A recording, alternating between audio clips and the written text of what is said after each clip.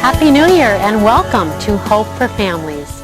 Hi, I'm Lynn Brown, and my husband, Dr. Ken Brown, and I would sincerely hope that you'll be encouraged in your life and blessed by God through Hope Broadcasting. Today, Dr. Brown will provide counsel to assist you in finding the magic of meaning and purpose in your life this New Year's. But first, listen as my husband recalls an adventure in God called the Spiritual Draft. There was a time in this country when there was a draft, when young men would be pressed into noble service to defend this country. And I call this article the Spiritual Draft. There was one advantage to not having a lot of friends in high school. When someone asked you to join them anywhere, even to an inter-school Christian fellowship meeting, you consider accepting the invitation.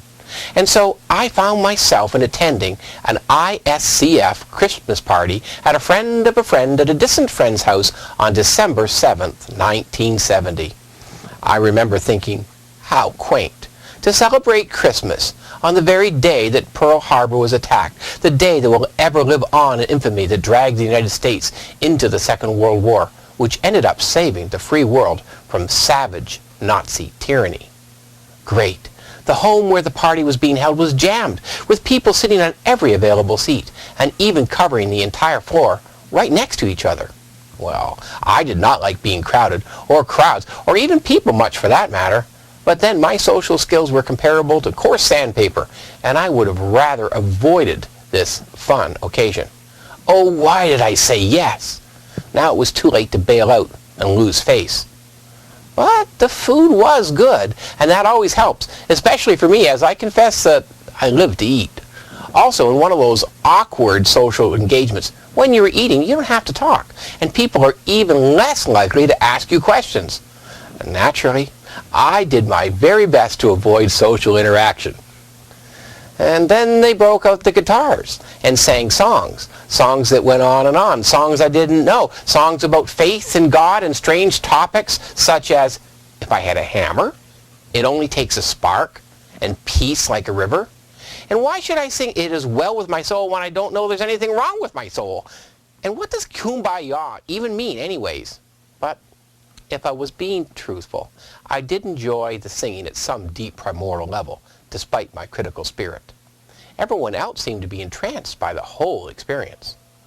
At the back corner of the living room, one of the few adults stood up to gather everyone's attention, announcing a special speaker from a street ministry from the toughest section of Chicago, then introduced him as Brother Dave.